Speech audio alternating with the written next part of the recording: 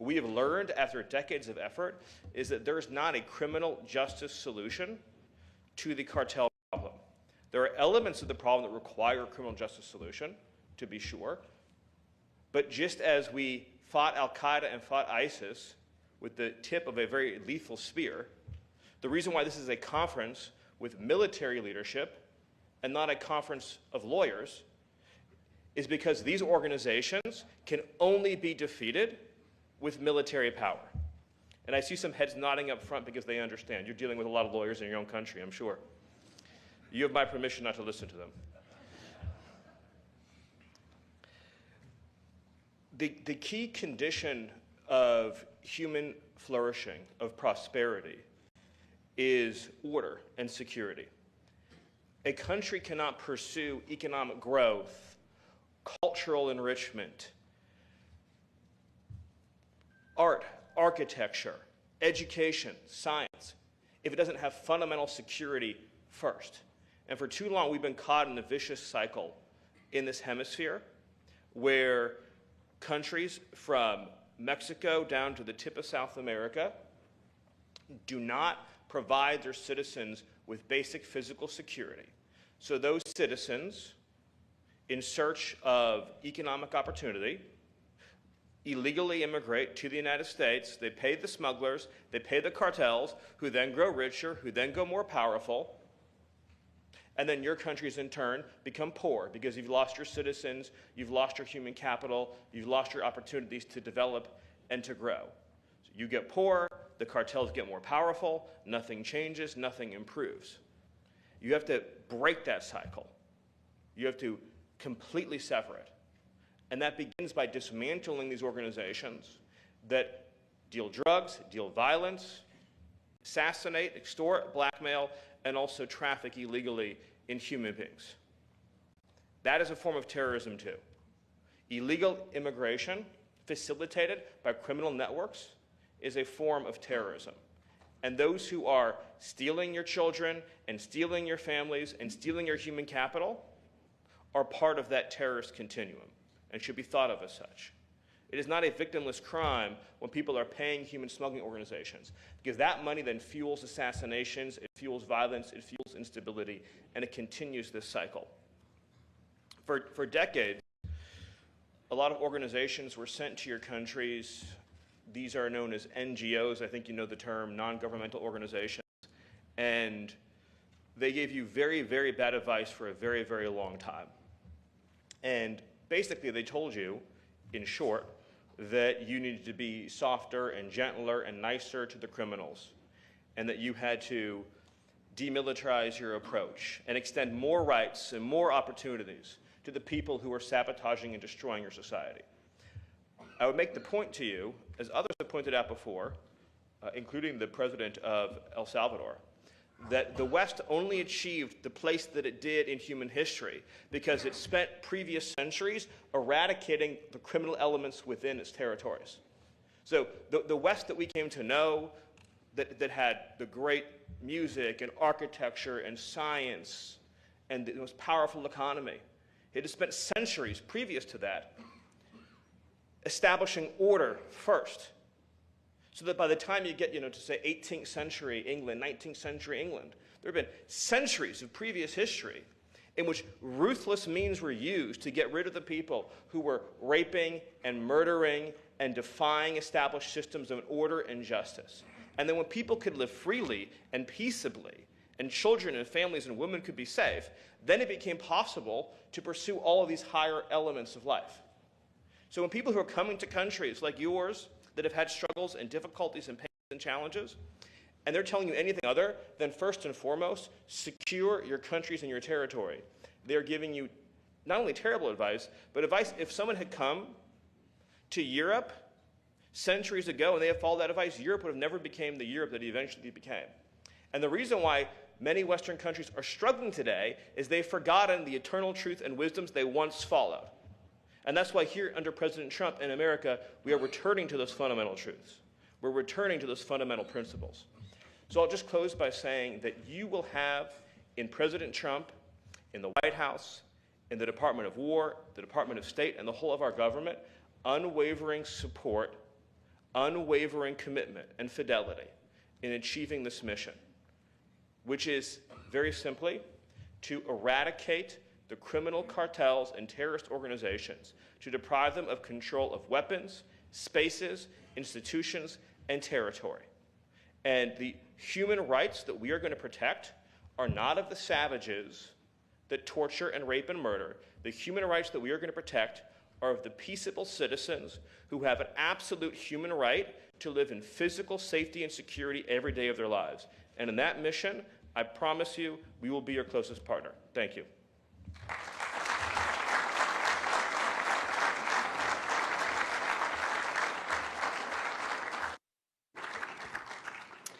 Ladies and gentlemen, it is now my distinct pleasure to introduce our Secretary of War, the Honorable Pete Hegseth.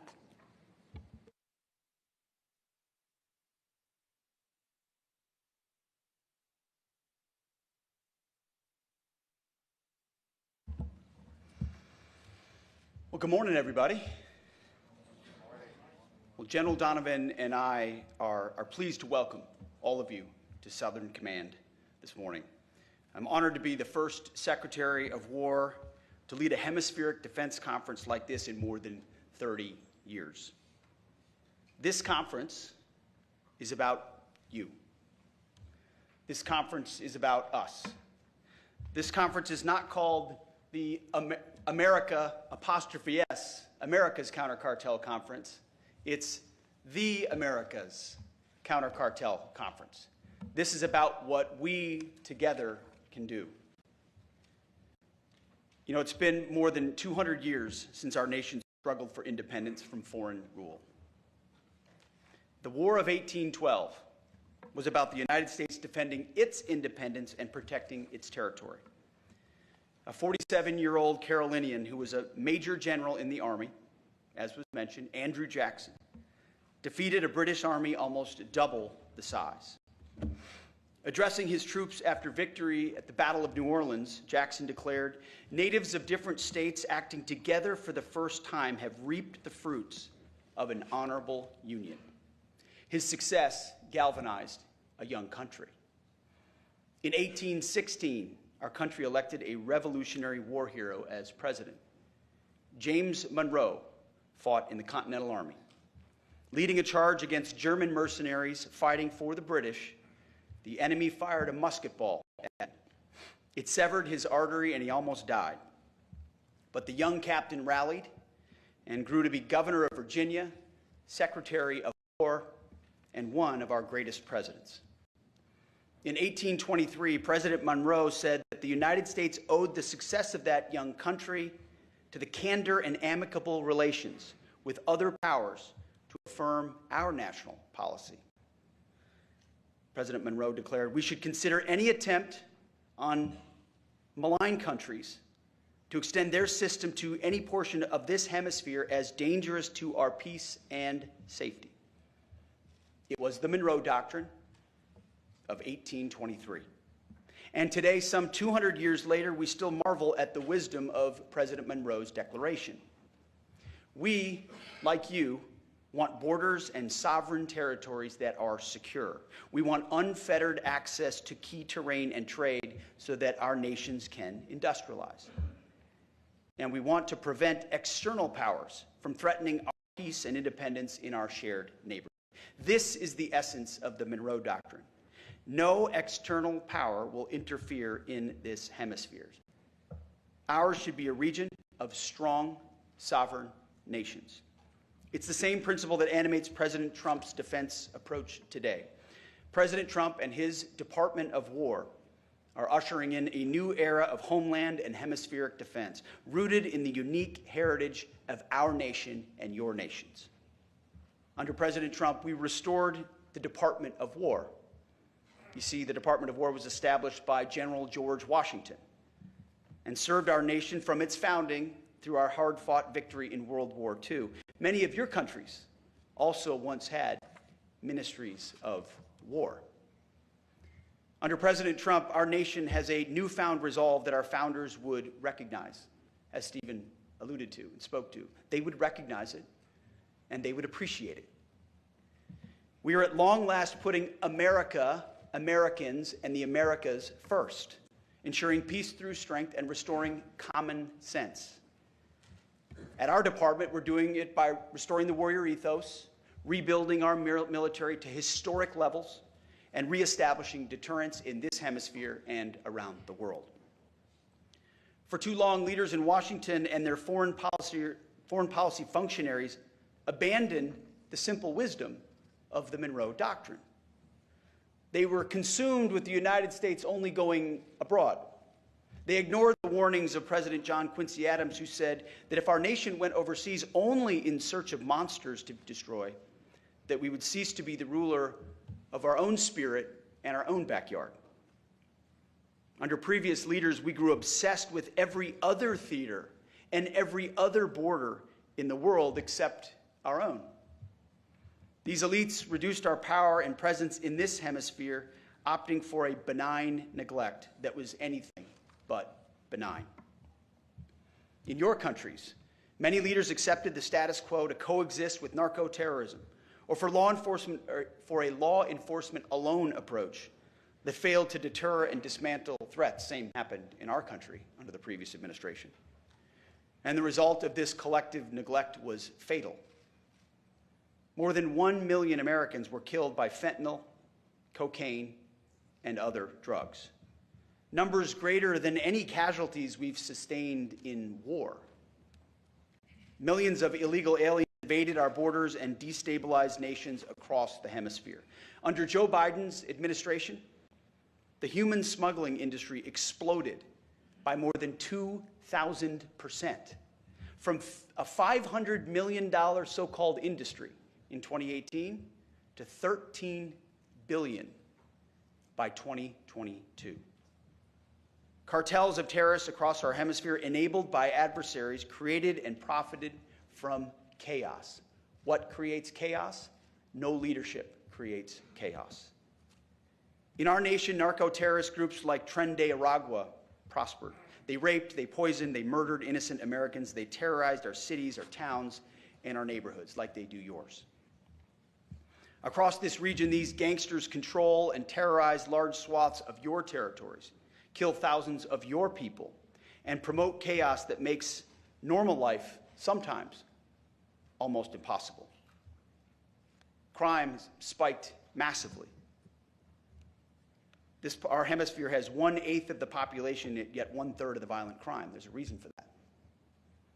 America's retreat from protecting its citizens and the complacency of many neighbors in this hemisphere was a great betrayal. That's what it was, a great betrayal against our people and our nations. Well, President Trump recognizes the wisdom of the Monroe Doctrine, and the days of us betraying and endangering our own citizens are finished. President Trump has reestablished the Monroe Doctrine, the Trump corollary of the Monroe Doctrine, or if you'd like, for short, you can just call it the Donroe Doctrine. Under President Trump, securing America's interest in the Western Hemisphere and keeping our homeland safe are our top national security priorities. The President's historic national defense strategy ensures that the Department of War will prioritize resources around the threats and objectives that are core to homeland defense and the people and prosperity of the American people. And to start, the Department of War is once again defending our borders as a priority of our national defense. With our law enforcement partners, we are defending our borders and making our streets safe again. Crossings at our southern border, at the U.S.-Mexico border, have dropped to the lowest number in history. Murders nationwide have plummeted by more than 20%. We now have operational control of our southern border. 0 people are crossing our southern border. We will not rest until we have complete operational control of every inch of all of our borders. So it starts with us. We're addressing it, but we're not stopping there. Under President Trump, for the first time in history, the Department of War is on the offense against narco-terrorists as well. I should back up a step, though. In order to get 100% operational control of our border, we didn't just look at Border Patrol and say, that's your job. It's a law enforcement function. we deployed the United States military. Right now, the Division Command of the 101st Airborne is in operational control of the southern border. We ensured that the most capable assets we had in our country were deployed to our own border to defend that border against the narco-terrorists and drug dealers seeking to enter our country, not treating it simply as a law enforcement function, working with our partners, but recognizing it's a core military function. But going on offense with Operation Southern Spear has restored deterrence against the narco-terrorist cartels that profited from poisoning Americans. Last month, we went a few weeks without targeting a single boat. Why? Well, because we couldn't find a whole lot of boats to sink. And that's the whole point, is to establish deterrence from narco-terrorists who have been able to traffic almost unfettered. And if the consequence was simply to be arrested and then released, well, that's a consequence they'd already priced in a long time ago. A new dynamic had to be put in motion in order for their decision cycle to change. And when adversaries are forced to move out of comfortable positions, as you know, as military men and women, they're more vulnerable when they're moving in a different direction, which is also the point. Drug overdoses that kill our citizens have dropped. Flows of fentanyl, a weapon of mass destruction, are down 56%. We will continue to destroy these threats. In January, U.S. forces raided and arrested the most dangerous house and the most dangerous compound inside the most fortified fort in the capital city of Caracas, of two indicted individuals, Nicolas Maduro and his wife, fugitives of U.S. law. Operation Absolute Resolve showed the bravery of America's best, our warfighters. Nobody can do what the United States of America can do. It's not even close. President Trump has shown what is possible when you reject the status quo delusion that threats to our homeland and our hemisphere are somehow secondary. America is prepared to take on these threats and go on the offense alone if necessary. However, it is our preference, and it is the goal of this conference, that in the interest of this neighborhood, we all do it together with you, with our neighbors and with our allies who are eager and willing and capable. To do this, to work together, we must first acknowledge what was lost and then understand what needs to be restored. All the nations represented in this room are offsprings of Western civilization. Our nations are and always will be united by our heritage, our history, and geography in this new world.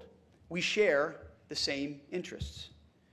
And because of this, we face an essential test: whether our nations will be and remain Western nations with distinct characteristics, Christian nations under God. Proud of our shared heritage, with strong borders and prosperous people, ruled not by violence and chaos, but by law, order, and common sense. Or whether we are permanently torn apart by something else, led astray by competing forces, radical narco-communism and anarcho-tyranny, which threaten our people, borders, and sovereign lands in the name of a false sovereignty or a false peace. Uncontrolled mass migration, which overwhelms domestic resources intended for deserving citizens and drives unchecked crime and unchecked violence. Or the belief in so-called globalism that seeks to erase our distinct national identities in the name of tolerance, erase our borders in the name of compassion, and erase our warrior ethos and that which makes us strong in the name of so-called diversity and political correctness. One of the dumbest phrases in military history, which used to be echoed from the former Defense Department in the previous administration, they would say it over and over and over again, was, "Our diversity is our strength." It's the single dumbest phrase in military history. Because what is our strength is our unity. Our strength is in our shared purpose, in the training we do together, the capabilities we have to do, we can do together. In our context, the Constitution we swear an oath to defend together, the uniform we wear together. That is our strength. We reject other notions and offer a new choice. We must defend our national interest and restore our national identities. Otherwise, the outcome is the same. Our hemisphere will be poorer, more dangerous, and weaker. This matters not because we seek to preach to you about culture wars or ideologies. or to tell you how to run your countries. We're not here to tell you how to run your countries. Instead, it matters how we assess the threats facing us and the choices that we make on how to overcome them. That is what will define our destiny. President Trump understands that today's threats to border security and key terrain in our hemisphere are existential questions for our nation and for all of yours.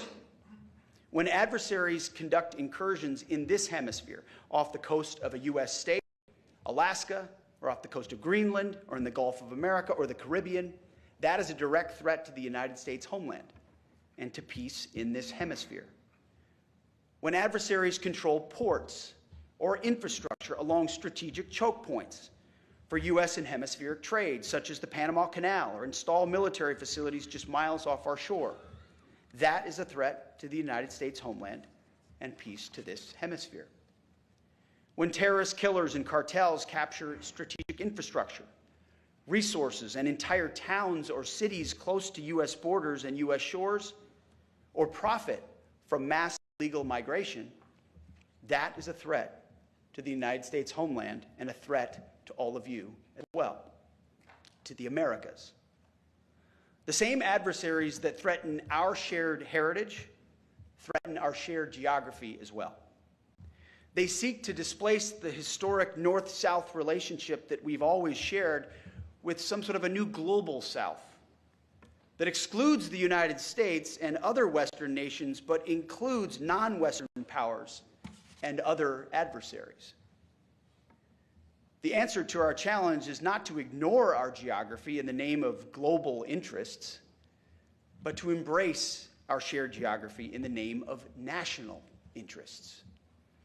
That is why President Trump has drawn a new strategic map from Greenland to the Gulf of America to the Panama Canal and its surrounding countries. At the Department of War, we call this strategic map the Greater North America. Why? Because every sovereign nation and territory north of the equator, from Greenland to Ecuador and from Alaska to Guyana, is not part of the global South. It is our immediate security perimeter in this great neighborhood that we all live in. Each one of these countries border either the North Atlantic or the North Pacific. Each one of these countries sits north of the two basic geographic barriers that exist in this region, the Amazon and the Andes Mountains. This is basic geography that we don't teach in schools as much as we should. And it restores our North-South relations, and we must get it right. In the North, the United States must enhance posture and presence in cooperation with you and our sovereign partners to defend our shared immediate security perimeter. In the South, meaning south of the equator, the other side of this great neighborhood, we will strengthen partnerships through increased burden sharing. This will enable you to take a greater role to defend the South Atlantic and the South Pacific, and to secure critical infrastructure and resources in partnership with us and other Western nations. This is what we did in World War II, just like we sunk ships with torpedoes in World War II. At the Department of War, we called it the quarter sphere defense. And we will do this again. If we're serious about our national security, and if we prioritize geography, business as usual will not stand. This means that for every country in this hemisphere, border security must be your top priority. Border security is national security. President Trump said it when he first started to run. You're not a country if you don't have borders, and he's right. President Trump sealed our border by directing the military to mobilize resources and personnel to stop invasion by cartels and other criminal actors. You can do this as well, and many of you have. This also means that you too can and must go on the offense against narco-terrorists. We've had great collaboration with many countries in recent months, and I want to thank every country in this room that has supported our access to find, fix, and finish cartel targets. We have only just begun to work with you. More must be done by you and by us to target narco-terrorist groups across all domains. We will dismantle narco-terrorist networks in this hemisphere, and we will deny access to the state adversaries who support them. We will correct the mistakes of the past, the mistakes of the so-called Global South. I want to thank General Donovan, who has been an excellent partner and a great new leader here at Southern Command. One of the great mistakes of the past was that our leaders didn't provide the U.S. Southern Command with the support that it needed. It was a command chock full of lawyers and social workers and NGOs, law enforcement. That's changing. General, I'm directing my team to correct these historic failures, to ensure that your command has the resources and staff that you need for this robust mission ahead. It's the least we can do. I want to, absolutely, thank you.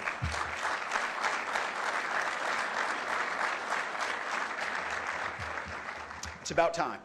But it's not just us at the Department of War, and it's not just Southern Command. This is across the Trump administration. This is across the Department of War as well. Stephen Miller, thank you for your support and your leadership, for your clarity, understanding why this matters to each American citizen, and why the War Department is central to ensuring that it happens. It doesn't happen without President Trump, and it doesn't happen without your clarity and your leadership. I want to thank General Nordhaus as well for your support at every level. There's so many to thank. I see Corey Lewandowski here from the Department of Homeland Security. It doesn't happen without the Department of Homeland Security. Of course, Joseph Humeyer, the other part of the new bromance between him and General Donovan. Eric Garrissey, who from day one in my office, he was my first sergeant in Iraq, he's one of my senior advisors. Day one, he worked at SOUTHCOM for a long time, said, we need to be focused on the cartel threat.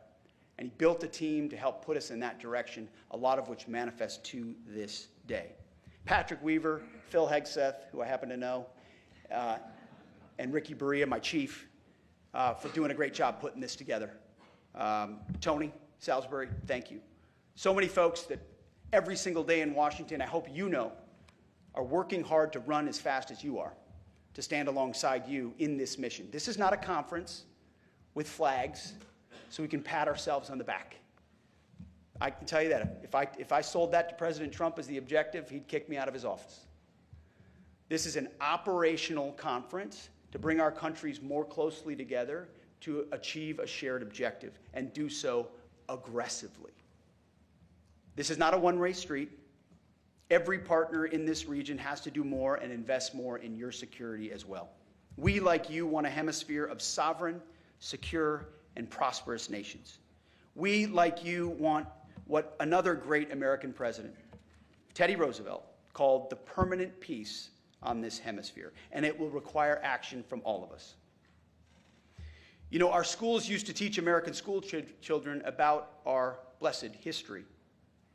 Every child in grade school grew up knowing the remarkable story of this country. They knew that President James Monroe was once an orphan, that at a mere 16 years old, he had to look after his siblings. I've got an almost 16-year-old. He couldn't look after anything. It's remarkable. Well, that orphan grew to be not just one of the greatest presidents, but one of our greatest Americans.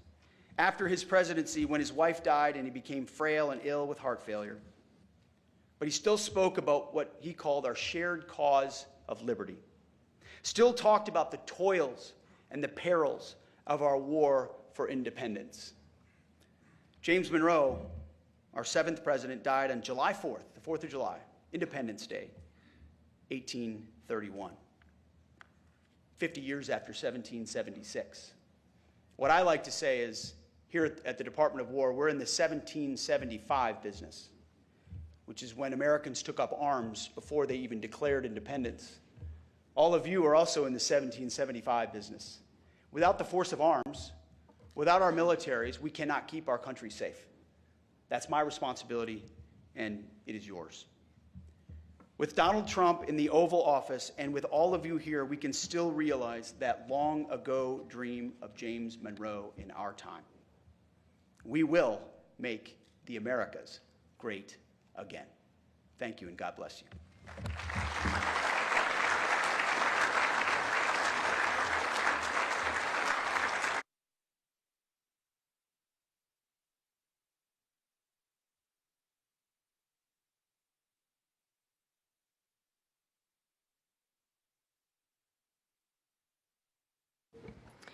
Thank you, Secretary Hegseth.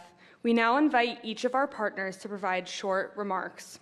Please deliver your remarks seated at your chair instead of coming up to the podium. Prime Minister Phillips of Guyana, you have the floor.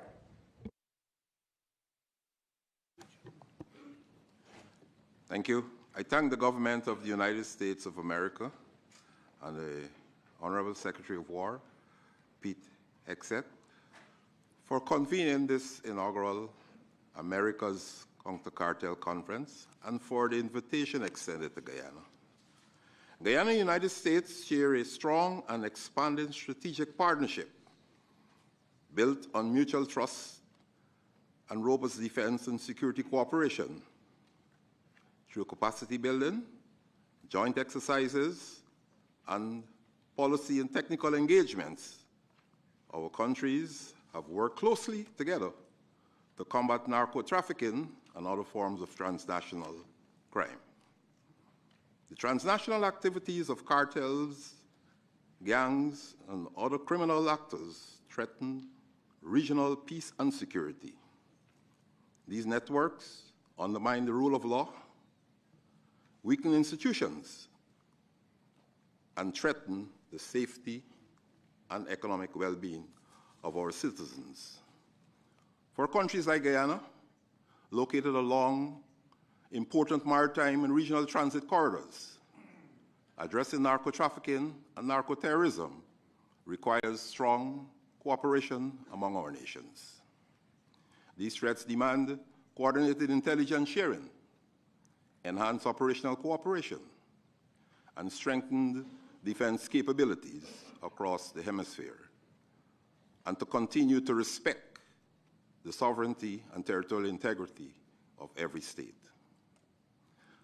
As our region continues to grow economically and strategically, it is also essential that we work together to protect critical infrastructure, strengthen national institutions, and enhance our resilience to evolving security threats. Through deeper cooperation and partnership, we can ensure that our hemisphere remains safe, secure, and a true zone of peace. Guyana welcomes the adoption of the Joint Security Declaration of this conference and looks forward to joining the coalition to combat narco-terrorism. The government of Guyana remains committed to being a reliable and active partner in advancing the security and stability of the Western Hemisphere. Thank you very much.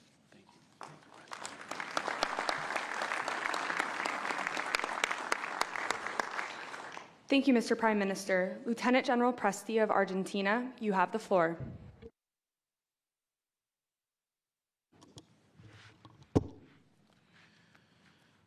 Señor Secretario de Guerra, señor General, autoridades aquí presentes, antes de comenzar, quiero expresar nuestro respeto por los militares de Estados Unidos de América que recientemente perdieron la vida en combate cumpliendo con su deber.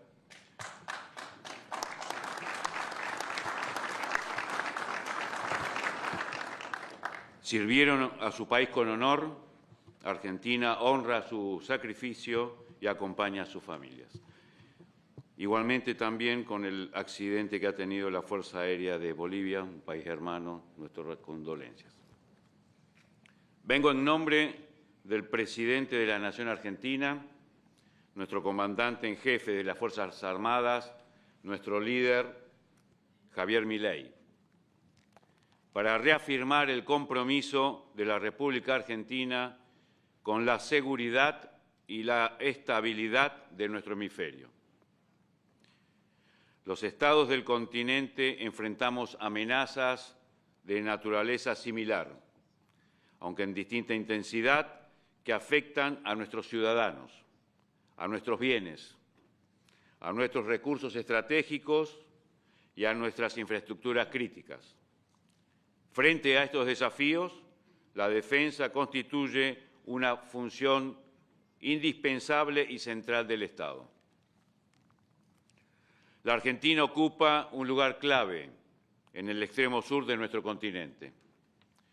Somos un eje natural de proyección hacia el Atlántico Sur y hacia la Antártida, y un actor con incidencia directa en las cadenas de suministros globales a partir de nuestros recursos estratégicos y nuestra capacidad productiva.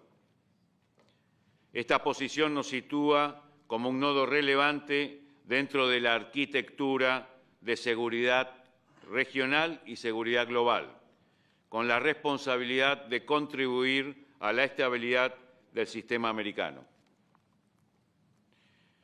El eje central de nuestra política de defensa es el desarrollo del capital humano y la incorporación inteligente de innovación tecnológica. Esa integración nos permite construir fuerzas armadas modernas, ágiles y preparadas para aportar estabilidad, previsibilidad y cooperación internacional efectiva en el ámbito regional. Muchas gracias.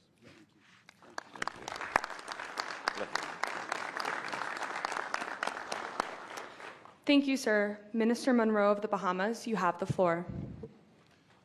Good morning, Excellencies. On behalf of the government and people of the Commonwealth of the Bahamas, I extend warm appreciation to Secretary Hegseth and the government of the United States for convening this conference and for the seriousness of purpose which it signals to criminal networks across this hemisphere. Let me be direct. This gathering is a declaration that we will no longer permit cartel networks, narcotics traffickers, and organized criminal enterprises to exploit the gaps between and within our jurisdictions. And the Bahamas stands fully committed to that declaration.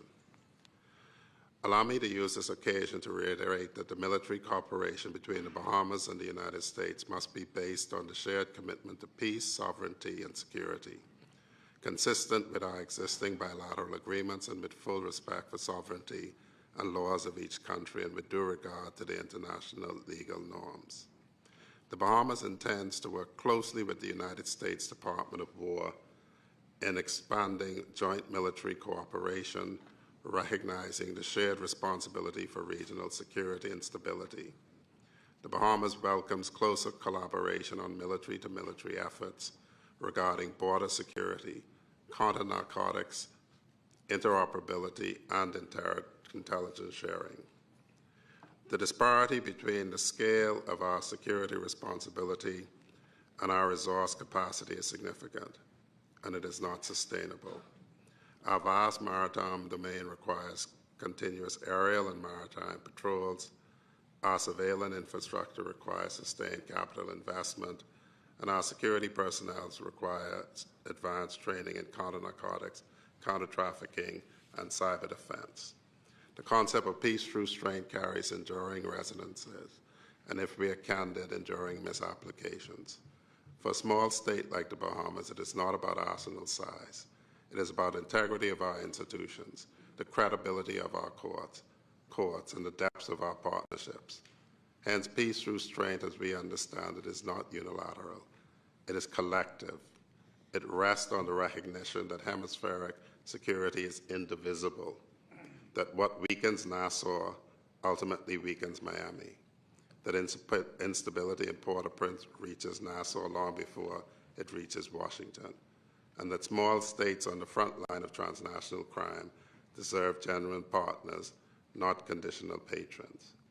Let me close by stating the Bahamas' commitment and expectation with directness this forum warrants. The Bahamas will continue to operate as a frontline maritime security partner, disrupting narcotics trafficking routes, denying criminal networks the use of our waters and airspace, and contributing meaningfully to the security architecture of this hemisphere. The Bahamas brings to this partnership something no defense budget can manufacture: geography, institutional commitment, and a track record of cooperation spanning more than 4 decades. We ask only what we give: genuine partnership grounded in mutual respect and shared responsibility. The Americas either secures itself collectively or it fails collectively. The Commonwealth of the Bahamas has chosen collective security, and we invite every partner assembled here to meet that commitment with equal resolve, equal investment, and equal determination. Thank you.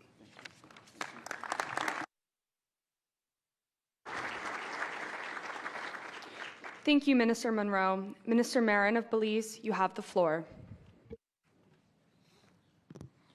Good morning. Secretary Hegseth, General Donovan, distinguished ministers, heads of delegation, and colleagues. On behalf of the government and people of Belize, I extend sincere appreciation to the United States for convening this timely and important conference here in Miami. I thank the leadership of the Department of War for bringing us together around a shared purpose, strengthening our collective response to cartel activity and the transnational crime across the Western Hemisphere. For Belize, this is not abstract. As a small but strategically located nation, bridging Central America and the Caribbean, we sit along key maritime and overland routes exploited by criminal networks. These networks traffic narcotics, weapons, and human beings. They undermine governance, distort economies, fuel corruption, and erode the safety and confidence of our citizens. Cartels and transnational criminal organizations do not respect our borders. They adapt quickly, leveraging technology, exploiting institutional gaps, and moving seamlessly across jurisdictions. Our response, therefore, must be equally adaptive, coordinated, and resolute. Belize remains firmly committed to a comprehensive security strategy that combines strong border protection, maritime domain awareness, intelligence-led operations, and close interagency collaboration. We are investing in the professionalization of our defense and security forces, strengthening our legal frameworks, and enhancing cooperation with regional and international partners. But no nation, in particular Belize, can confront this threat alone. The Western Hemisphere is interconnected by trade, travel, and shared democratic values. When criminal networks destabilize one country, the effects ripple across us all. That is why partnerships, regional and multilateral, are not optional, they are essential. We must deepen intelligence sharing, improve joint operational capabilities, strengthen financial tracking to disrupt illicit flows, and invest in community resilience to prevent recruitment by criminal organizations. We must ensure that our efforts uphold the rule of law, for it is precisely this principle that criminal enterprises seek to weaken. Colleagues, Belize stands ready to work shoulder to shoulder with our partners to safeguard our region. Together, through unity of purpose and action, we can deny transnational criminal organizations the space they seek to operate and build a more and secure, prosperous hemisphere for all our peoples. Thank you.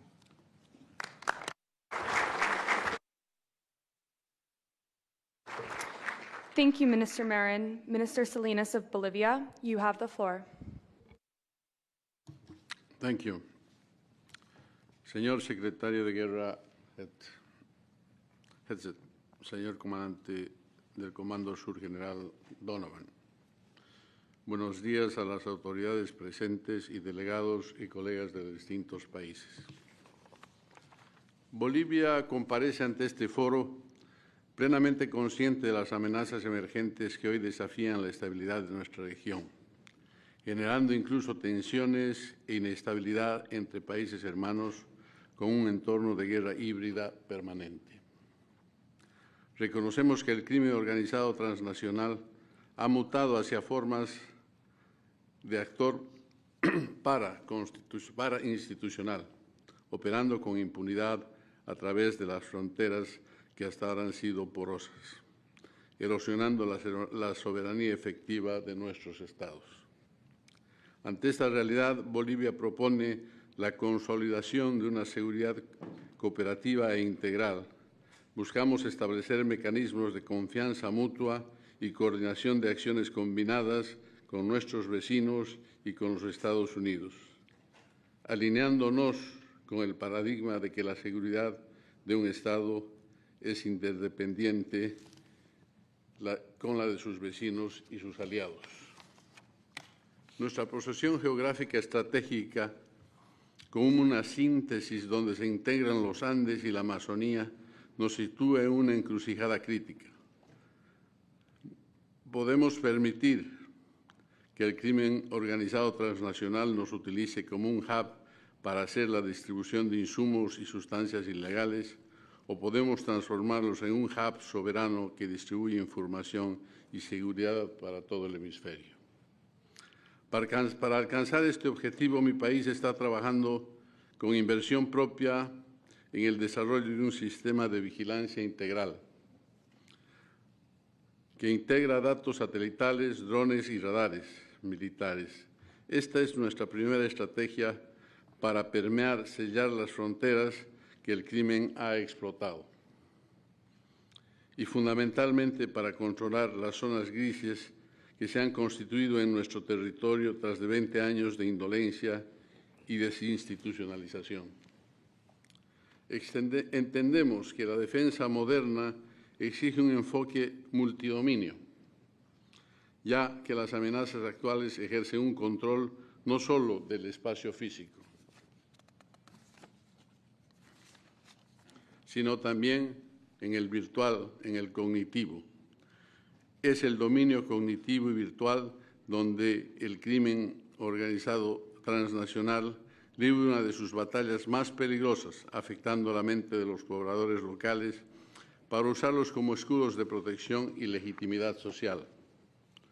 Nuestra determinación es clara. Buscamos que la acción del Estado boliviano ataque los núcleos estratégicos del crimen organizado transnacional, reduciendo al máximo cualquier daño colateral. Sin embargo, para alcanzar nivel de precisión técnica, inteligencia, estrategia y superioridad decisional que esta misión requiere y necesitamos de la cooperación activa de nuestros vecinos y aliados. Para mejorar nuestra capacidad operativa, Bolivia está lista para asumir su rol como eje de estabilidad en el corazón de Sudamérica, protegiendo nuestros recursos estratégicos y garantizando que la ley y la soberanía prevalezcan sobre el caos criminal. Muchas gracias.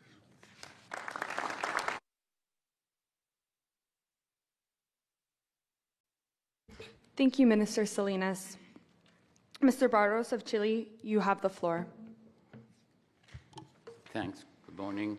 Thanks, Secretary Hegseth and General Donovan, and thanks to all of them who had created the initiative of this great meeting. It's great to see the government of the United States of America leading the war against cartels, illegal immigration, and many social diseases our countries are suffering today. Let me respectfully say, welcome back. It's very good for us to see we have the States back again. And this conference and this meeting, and we are getting together, we are joining because there's a great threat in cartels and other criminals. Why? Because they hurt our societies. They create poverty, they create pain, they create weakness in our countries. They act against the law. That's a great issue. That's why we go against them. It's against the law approved democratically in our nations, in accordance with our sovereignty and the power and the decision of the people. And our governments are forced to defend the law, the rule of law. It's because the law of civilized nations, we will join and work together to end the pandemic of the cartels and all the criminal actions are associated to them.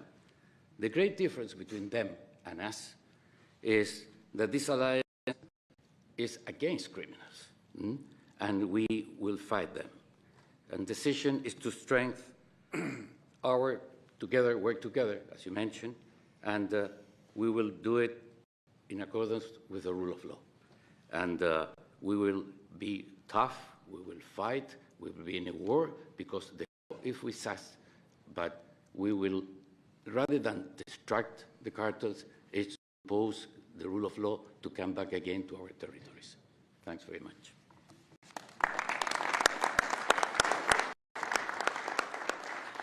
Thank you, Mr. Barros.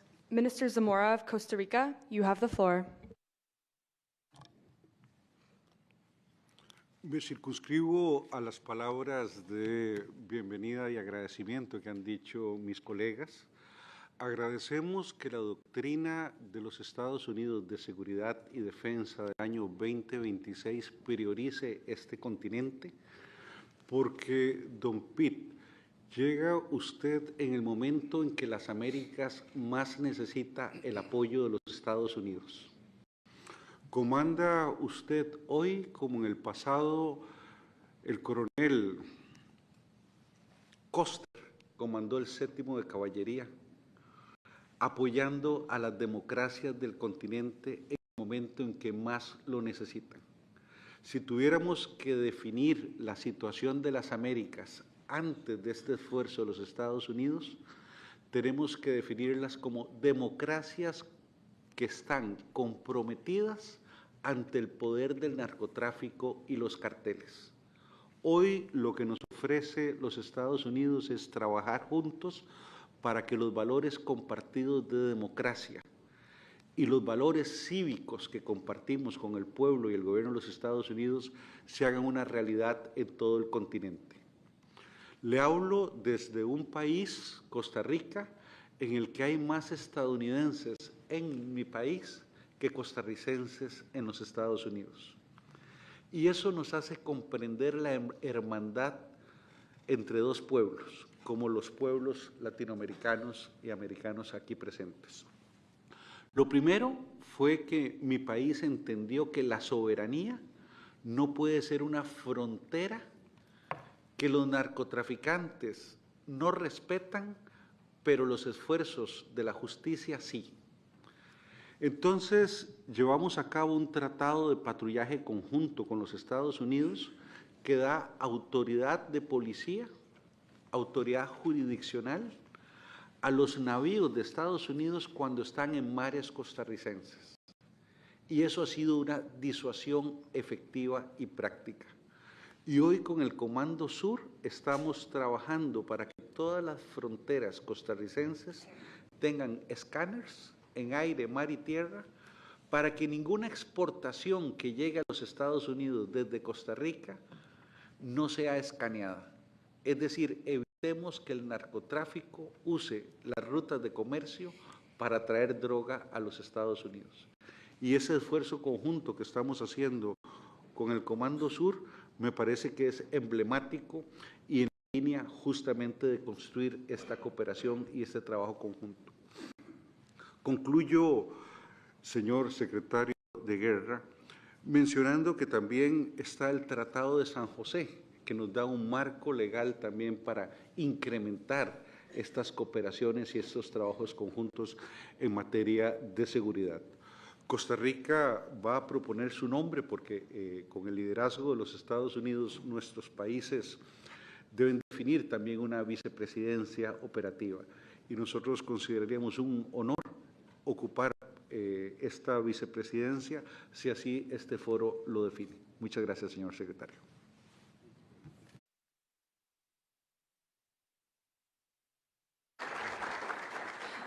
Thank you, Minister Zamora. General Onofre of the Dominican Republic, you have the floor. Muy buenos días, señor secretario Hegseth, general Donovan, homólogos y jefes de delegaciones del hemisferio, señoras y señores. Es un alto honor para la República Dominicana participar en esta Conferencia de las Américas contra los carteles, aquí en la sede del Comando Sur de Estados Unidos, espacio que reafirma nuestro compromiso común con la seguridad y la estabilidad del hemisferio. Nuestro país reconoce que para avanzar en la paz es imprescindible asegurar nuestras patrias y nuestras fronteras. No puede haber desarrollo sostenible sin seguridad. No puede haber prosperidad sin estabilidad. En nuestra condición de nación caribeña, ubicada en una posición geoestratégica clave, asumimos con responsabilidad el desafío de enfrentar el narcotráfico, el narcoterrorismo, el crimen organizado transnacional y las amenazas emergentes que impactan directamente a nuestras sociedades. Respaldamos firmemente esta declaración conjunta de seguridad, orientada a ampliar la cooperación multilateral y bilateral, fortalecer los esfuerzos integrales de nuestros gobiernos en materia de seguridad fronteriza, proteger infraestructuras críticas y consolidar nuestras capacidades en ciberdefensa. Estos desafíos no reconocen fronteras, por tanto, nuestra respuesta debe ser en conjunto como región. Creemos en la promoción de la paz a través de la fuerza legítima del Estado y en la cooperación estratégica entre naciones aliadas. Unirnos en una coalición hemisférica contra el narcoterrorismo y otras amenazas compartidas no es solo una opción, es una necesidad histórica. La República Dominicana reafirma su firme compromiso con la estabilidad, la democracia y el desarrollo de la región. Estamos listos para alinear prioridades, compartir buenas prácticas y explorar nuevas oportunidades de colaboración que nos permitan anticipar riesgos, disuadir amenazas y proteger a nuestros ciudadanos. Juntos, con voluntad política y acción coordinada, fortaleceremos la seguridad del hemisferio occidental y construiremos un futuro más próspero y más seguro para nuestras naciones. Muchas gracias.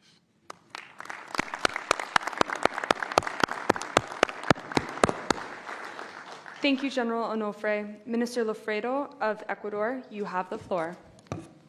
Good morning, everyone. I am here today representing the government of the Republic of Ecuador. I stand before this multilateral forum not only as a Minister of Defense, but as the spokesman for a nation that has decided with absolute firmness and political will to confront the greatest threat of our contemporary history, transnational narcoterrorism. We are at a turning point. The decisions we make at this conference will directly impact the security and stability of our future generations. Historically, our nations have shared the values of democracy, freedom, and the rule of law. Today, those values demand a common strategic response from us. On the basis of this principle, our national defense policy aligns with the United States National Defense Strategy. Ecuador recognizes that the border security is an essential component of national and hemispheric security. The threats we face have mutated. We are not dealing with dispersed criminal networks, but with destabilizing structures with transnational scope and links that erode democratic institutions. Narco-terrorist organizations not only traffic drugs, they challenge the legitimate authority of the state and affect the freedom and prosperity of our citizens. The security of our hemisphere is indivisible. Every nation that strengthens its capacities contributes to the regional stability. In this context, Ecuador's commitment to its own security also constitutes an important contribution to the security of the Americas. During the last few years, Ecuador has ceased to be merely a transit country and has become one of the main departure points for drug trafficking to international markets. This evolution of criminal activity has generated a wave of unprecedented violence in our recent history. In addition to this, there exists a structural factor that cannot be ignored. The expansion of illicit crops in the region and the modernization of production and distribution chains. As long as these dynamics persist, the pressure on our territories will continue, confirming that we face a challenge that transcends borders and demands effective cooperation among states. To address this, our government our government made a clear decision to restore the authority of the state without any ambiguity. Through the declaration of an internal armed conflict, our armed forces and national police, acting in a coordinated manner, are decisively confronting these groups, reaffirming the state's control over its territory and restoring the principle of authority. As the Ecuadorian government, we propose to strengthen cooperation on 3 specific fronts: reinforcing intelligence and interoperability capacities, modernizing border and port control using advanced technology, as well as a sustained support scheme that consolidates our institutional capacities in the long term. We need to keep in mind that it's not just about combating illicit shipments. It's about protecting our societies, our economies, and our future. Ecuador is willing to do its part. We hope to consolidate together with you, with all of you sitting at this table, a coordinated effort that ensures organized crime has no place in the Western Hemisphere. The effectiveness of that effort will depend on our ability to consolidate it by assuming real co-responsibility and sustaining it over time with the firmness and determination that this threat demands. Thank you.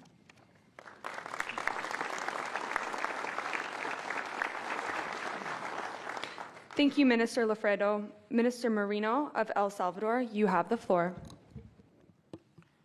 Señor Secretario de Guerra Hegseth, señor General Donovan, comandante del Comando Sur,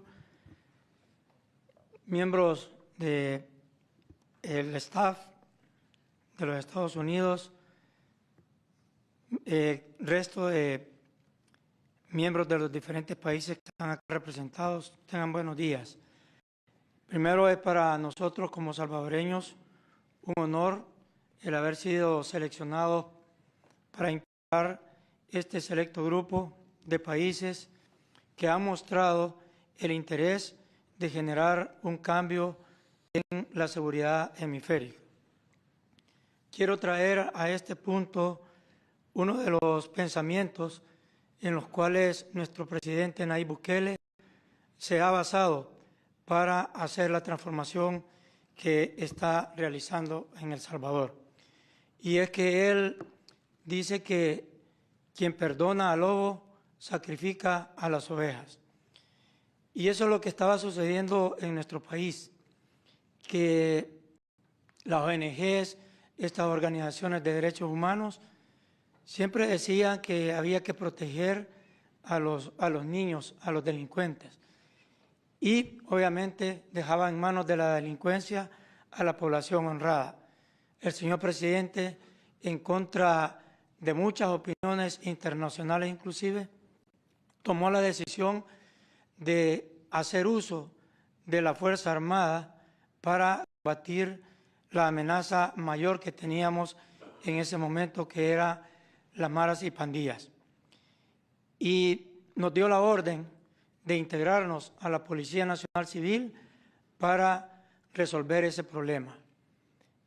Y en un corto tiempo transformó nuestro presidente Bukele a El Salvador de ser la capital del homicidio, de ser el país más peligroso del mundo, a convertirse en el país más seguro del hemisferio occidental. Una de las líneas de operaciones del señor presidente Nayib Bukele desde un principio, cuando pusimos en ejecución el Plan Control Territorial, fue la lucha contra el narcotráfico. Y cuando otros países aún no comenzaban a hacer ese trabajo, nosotros los salvadoreños, con una marina pequeña, con capacidades no tan bondadosas como la de otros países, salíamos hasta 1000 millas a hacer sendas incautaciones de droga. Y creo que eso demuestra la voluntad de nuestro presidente y demuestra que la teoría llevada a la práctica da resultados. Recientemente tuvimos uno de los logros mayores en la lucha contra el narcotráfico, que fue la incautación de un buque multipropósito, 54 metros de eslora cargado con 6.6 toneladas de cocaína a 380 millas de nuestras costas. Para lograr esto, obviamente, nosotros también tenemos que reconocer y agradecer a Estados Unidos el apoyo que nos da, que nos permite ese honor de entrenar junto con sus fuerzas élites. En la visita que hizo nuestro presidente el año pasado a la Casa Blanca, que luego yo tuve la oportunidad de visitar el Pentágono, le hacíamos unas solicitudes a ustedes, secretario, y que le pedíamos que nos enviara otro equipo de fuerzas especiales de los SEALs para entrenar con nuestros tridentes. Y accedió a eso, tenemos entrenando con nosotros, y también le puedo decir que los resultados se están viendo reflejados en estas últimas incautaciones que hemos realizado.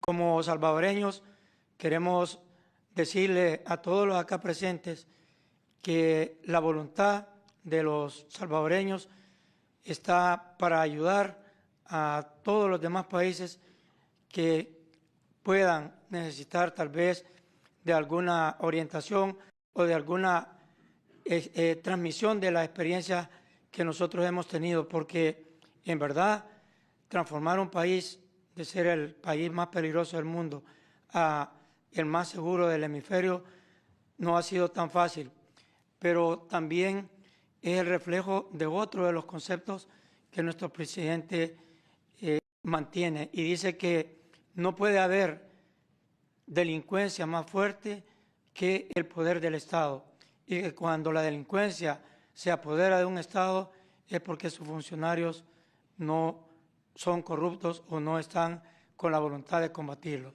Así que con esto quiero reiterar el apoyo del gobierno de El Salvador en este esfuerzo. Estamos contentos de que hayan retomado la doctrina Monroe. Consideramos que la seguridad de cada uno de los países contribuye a la seguridad de todo nuestro continente y, por lo tanto, la seguridad de manera individual de cada país. Muchas gracias.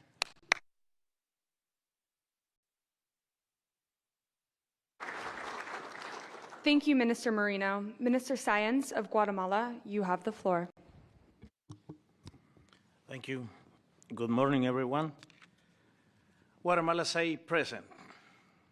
Guatemala dice presente. Y dice presente como un Estado comprometido con la defensa del hemisferio occidental. Guatemala comprende con absoluta claridad que los carteles no son únicamente organizaciones criminales.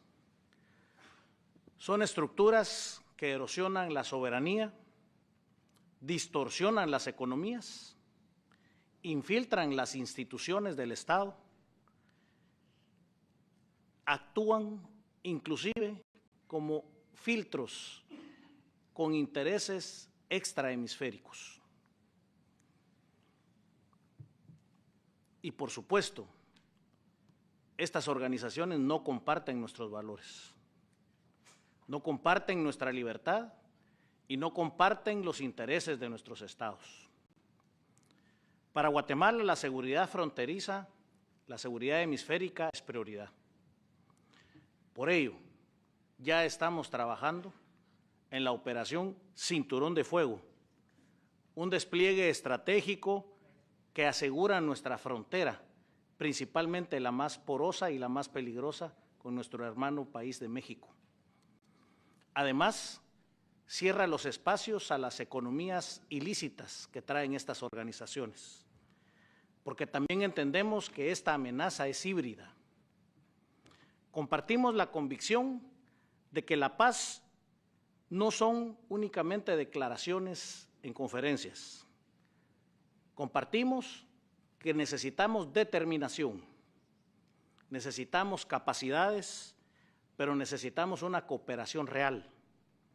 Y nuestro compromiso como Guatemala no se limita únicamente a palabras. Hoy podemos lucir que ya pudimos colaborar con 2 contingentes en Haití, asumiendo con responsabilidad, una responsabilidad concreta, la restauración del orden y la estabilidad en el Caribe. Creemos en la corresponsabilidad hemisférica. Guatemala no es un espectador en esta etapa. Aspiramos a ser un socio que comparte la carga, que invierte en su propia defensa y que contribuye activamente a un frente unido contra estas organizaciones criminales y contra cualquiera que busque debilitar las democracias en nuestro hemisferio. Guatemala confirma con hechos lo que ha hecho históricamente. Hemos estado siempre del lado correcto de la historia. Y lo quiero lucir, quiero volver a decirlo. Guatemala ha estado del lado correcto de la historia. La paz no es una ausencia de conflicto. La paz es un resultado de la fuerza legítima del Estado, ejercida con responsabilidad, con legitimidad, pero con determinación. Guatemala cree completamente en la paz desde la fortaleza, en la disuasión creíble y en la cooperación estratégica. Guatemala cree en un hemisferio donde el crimen organizado y los actores desestabilizadores no encuentren ningún espacio para actuar y menos para prosperar. Muchas gracias.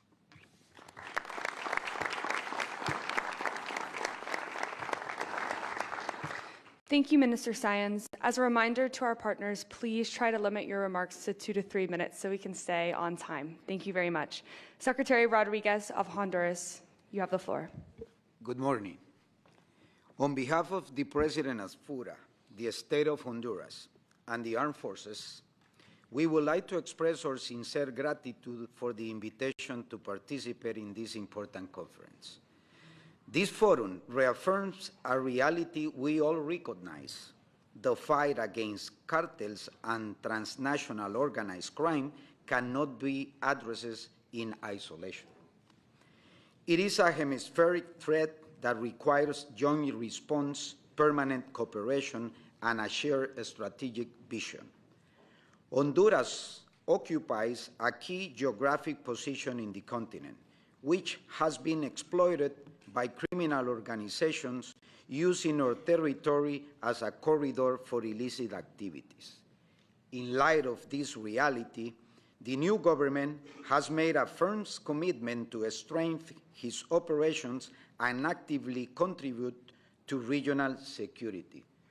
Today, this morning, we are here to reaffirm our commitment to work alongside our allies, friends, and neighbors.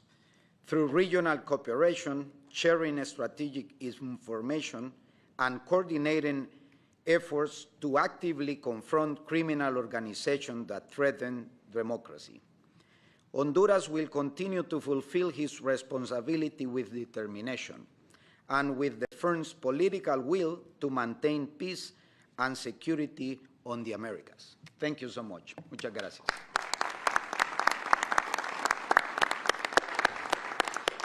Thank you, Secretary Rodriguez. Ambassador Marks of Jamaica, you have the floor.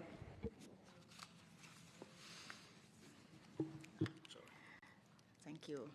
Honorable Peter Hegseth, General Francis Donovan, Mr. Stephen Miller, colleagues, ladies and gentlemen, thank you for this opportunity to be here this morning.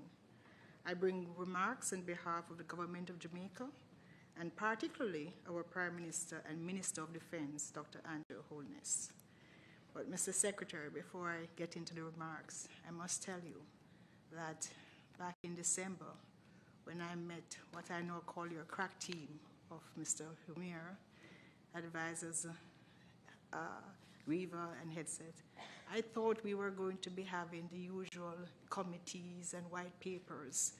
So today, having this meeting in such a short time is very commendable, and especially in light of what is happening all over the globe. To see you here, it conveys more than anything that you could say of your intention to be serious about the threats confronting our hemisphere. Thank you.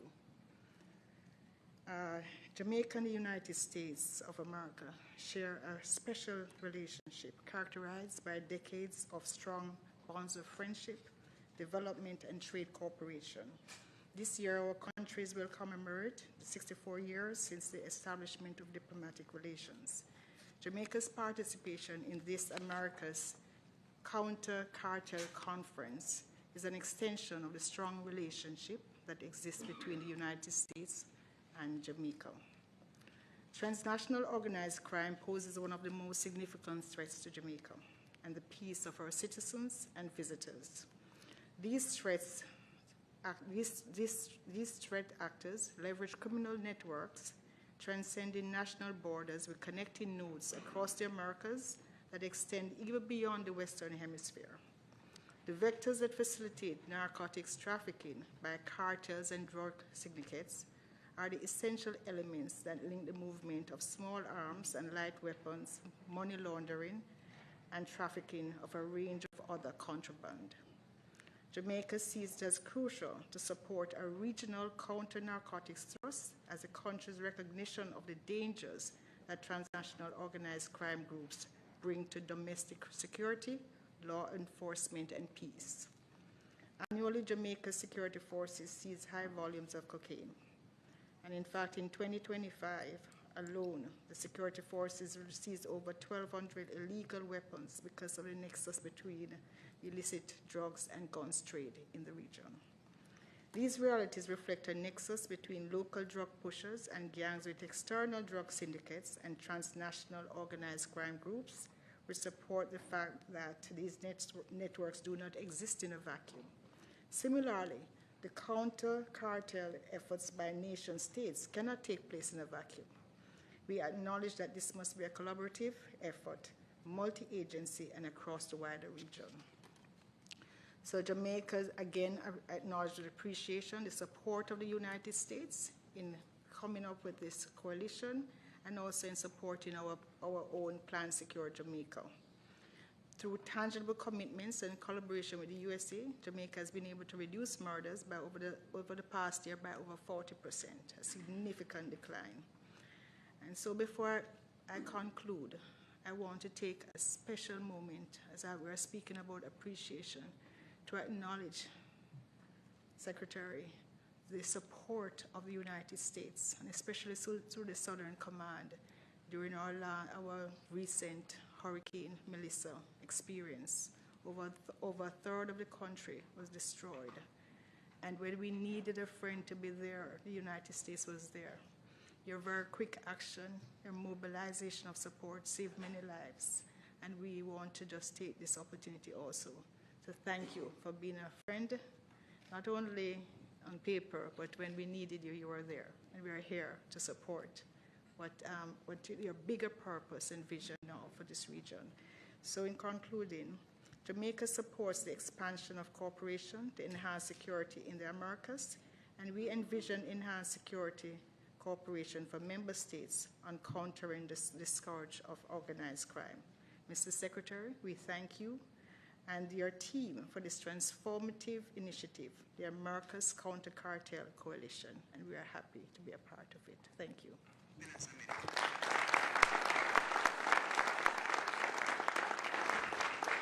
Thank you, Ambassador Marks. Minister Abrego of Panama, you have the floor. Sí, muy buenos días, Secretario Pete Hegseth, General Frank Donovan, distinguidos colegas, autoridades y representantes de las Naciones Amigas. Es un honor dirigirme a ustedes en esta conferencia internacional, espacio que reafirma nuestra convicción de que los desafíos actuales trascienden fronteras y exigen respuestas coordinadas, estratégicas y sostenibles. La convergencia de líderes y expertos aquí presentes demuestra que compartimos una visión común: fortalecer la cooperación hemisférica, anticipar riesgos emergentes y consolidar capacidades que nos permitan enfrentar con eficacia las amenazas transnacionales que impactan nuestra estabilidad y prosperidad. Nos encontramos en un entorno estratégico dinámico, donde la seguridad es interconectada y multidimensional, por lo cual demanda mayor interoperabilidad intercambio oportuno de información y alianzas basadas en confianza y responsabilidad compartida. Panamá reafirma su compromiso de actuar frente a los desafíos comunes del hemisferio, respaldando las iniciativas que fortalezcan la cooperación regional y contribuyan a la seguridad, la estabilidad y el desarrollo sostenible de nuestras naciones. Les invito a que este foro sea un espacio de diálogo franco, intercambio de buenas prácticas y construcción de soluciones concretas. Con mucho respeto y un espíritu de colaboración, deseo que tengamos una jornada productiva y orientada a los mejores resultados. Muchísimas gracias.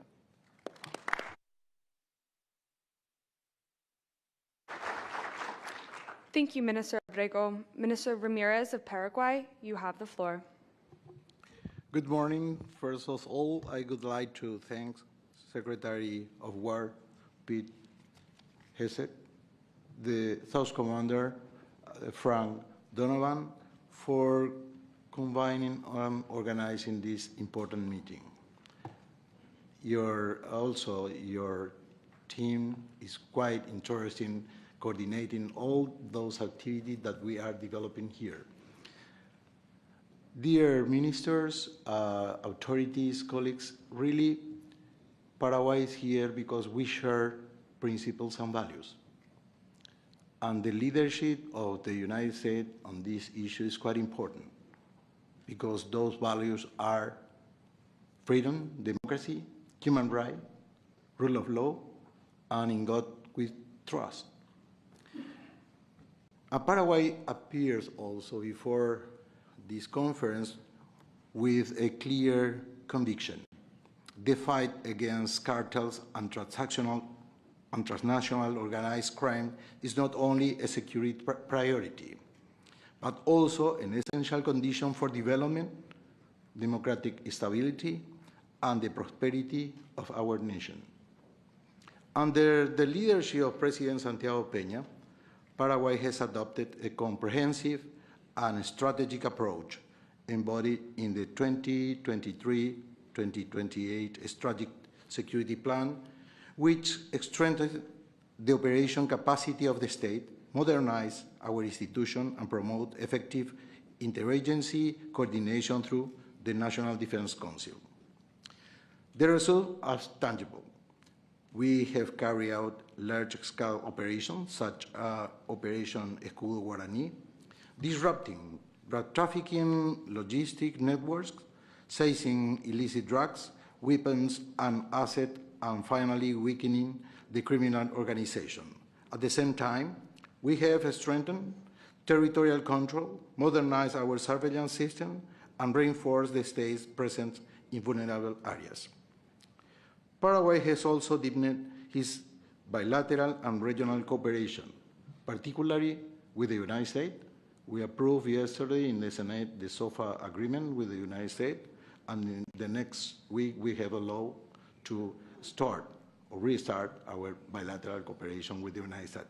But with our neighborhood is very important also our cooperation. And strategic partners recognizing that no nation can face alone threats that are transnational in nature. Coordination in intelligence sharing, joint operation, and institutional strengthening has been key to achieving effective results. We also reaffirm that security and development are inseparable. Combating organized crime requires not only operational fairness, but also investment in strong institutions, economic opportunities, and social cohesion. Paraguay remains committed to a hemispheric response grounded in shared responsibility, mutual trust, and respect for sovereignty. Only through sustained strategy and collective action will we be able to protect our society, to ensure a safer future for the Americas. Thank you so much.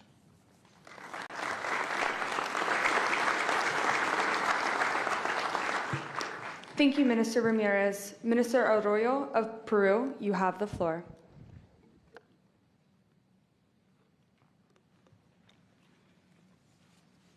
Señor Pete Hegseth, secretario de Guerra de los Estados Unidos de América. Señor General Francis Donovan, comandante del Comando Sur de los Estados Unidos de América. Señora y señores ministros de Defensa de los diferentes países de América. Señoras y señores miembros de diferentes delegaciones de los países de América. Damas y caballeros, tengan todos ustedes muy buenos días. Es un honor para mí dirigirme a todos ustedes y expresar que el Perú agradece la invitación de los Estados Unidos de América para participar en esta primera conferencia de las Américas sobre la lucha contra los cárteles. Mi país reconoce y valora esta importante iniciativa que contribuirá a reforzar la cooperación regional para afrontar de manera coordinada las amenazas actuales que comprometen la seguridad, la estabilidad y el desarrollo del hemisferio americano. El Perú prioriza la sólida relación que mantiene con los Estados Unidos en materia de seguridad y defensa, prioridad que día a día se fortalece. El Perú está firmemente comprometido con la lucha contra el crimen organizado transnacional, un fenómeno de naturaleza compleja y multidimensional. El narcotráfico, el narcoterrorismo, el tráfico ilícito de armas, la trata de personas, la minería ilegal y la ciberdelincuencia operan mediante estructuras que trascienden fronteras, utilizan tecnologías emergentes y buscan debilitar la institucionalidad democrática. Estas amenazas proyectan simultáneamente en los dominios terrestre, marítimo, aéreo y cibernético, lo que exige respuestas integrales y coordinadas. Para el Perú, la lucha contra el narcotráfico constituye una prioridad estratégica. Como uno de los principales productores mundiales de hoja de coca y cocaína, enfrentamos de manera directa el impacto de estas economías ilícitas sobre la seguridad pública, el medio ambiente y las poblaciones más vulnerables. Nuestra experiencia histórica ha demostrado además la estrecha vinculación entre el narcotráfico y el financiamiento del terrorismo. De igual manera, reconocemos que la ciberdelincuencia constituye una amenaza transnacional que solo puede enfrentarse mediante una cooperación sostenida y mecanismos internacionales eficaces. El Perú ha participado activamente en la negociación y suscripción de las convenciones de las Naciones Unidas contra la ciberdelincuencia, reafirmando su compromiso con la prevención, investigación y sanción de estas conductas, así como con el fortalecimiento de los mecanismos de cooperación internacional frente a las amenazas digitales emergentes. Frente a este entorno estratégico, la seguridad hemisférica exige mayores niveles de interoperabilidad, intercambio oportuno de información, modernización de capacidades y una cooperación basada en la confianza mutua y el respeto a la soberanía de los Estados. Para terminar, decirles que el Perú reafirma su compromiso con una acción coordinada y solidaria que permita preservar la estabilidad regional y garantizar un hemisferio más seguro y próspero para nuestras naciones. Muchas gracias.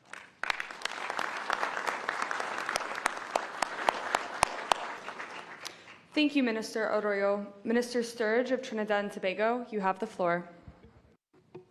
Thank you. Secretary Hegseth, General Donovan, thank you. I would first like to bring greetings from the Prime Minister of Trinidad and Tobago, the Honorable Kamala Persad-Bissessa, and to thank you for the invitation you have extended to us to attend this counter-cartel conference. We appreciate the solemnity of the occasion and we are grateful for it. For many years, Trinidad and Tobago's geopolitical position was a blessing. as a gateway connecting South America to the Caribbean and beyond. But that blessing has become a burden, as in recent times we found ourselves at the mercy of powerful drug cartels and criminal networks engaged in narco-trafficking, firearms trafficking, and human trafficking. Trinidad and Tobago stands with the United States and our partners in confronting these cartels and transnational criminal organizations in our neck of the woods. We are not observers in this fight. We are on the front line with you. We have lost law enforcement officers in this fight, including one of our sailors during the interception of a semi-submersible which was transporting a couple tons of cocaine. We have lost thousands of citizens over the last 2 decades to violent crime, fueled mainly by the actions of the new narco-terror networks. But our economic fortunes have changed, subjecting us to severe structural constraints which hinder us from delivering the appropriate level of border security needed. Because we were once classified as high income earning, and because of our GDP, that classification turns out to now be strategically misleading and thus limits our ability to access critical security assistance, donations of equipment, and other resources. This at a time when our borders are critically exposed, leaving us at a critical disadvantage as we face off with sophisticated and well-financed narco-traffickers who move their goods northwards into your neighborhoods and onto your streets, into your homes, and bringing destruction to your youth.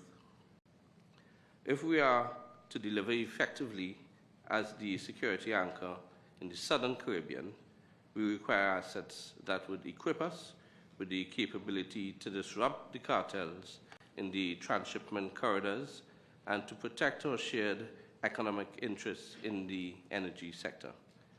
Every shipment intercepted in our waters is one that would never reach your streets.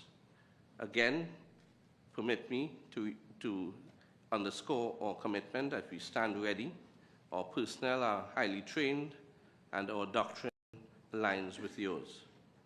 We require assets in the interim that would enhance our maritime domain awareness, as well as enable us to carry out targeted reinforcement that would serve both our interests and would deliver immediate hemispheric benefits. Our government is dedicated and ready to shoulder our responsibility, and once proportionally equipped to the expectations placed upon us, we will deliver results. I thank you.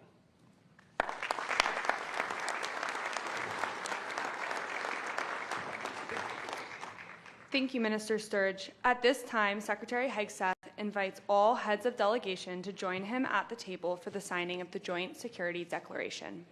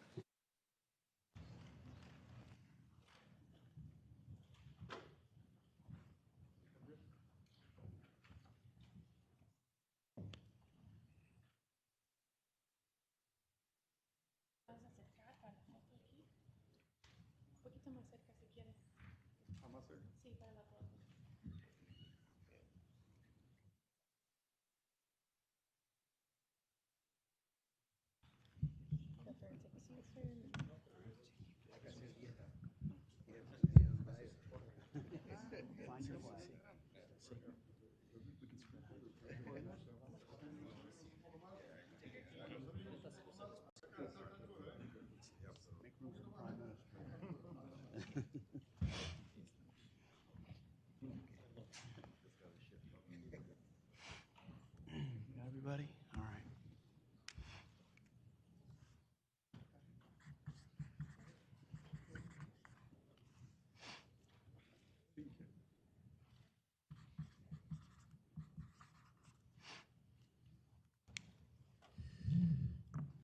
I'm the only one that needed to sign because everyone else already has. So here you have it.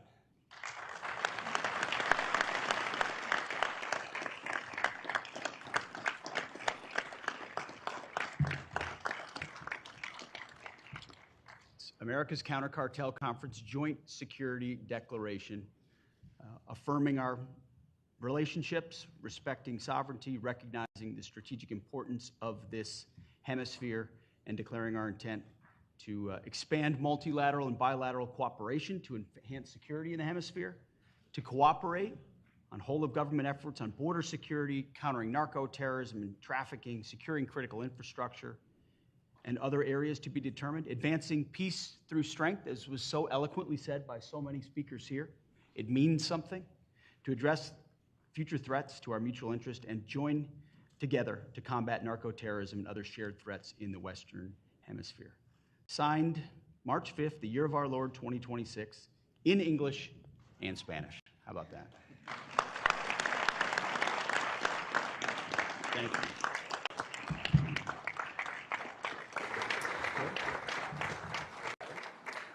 We will now have a 10-minute break. Breakout sessions will begin promptly at 11:15. Secretary Hegseth will first host Caribbean nations on the first floor in room 136. Central American and South American nations will begin with counter-narcotics and cyber breakout discussions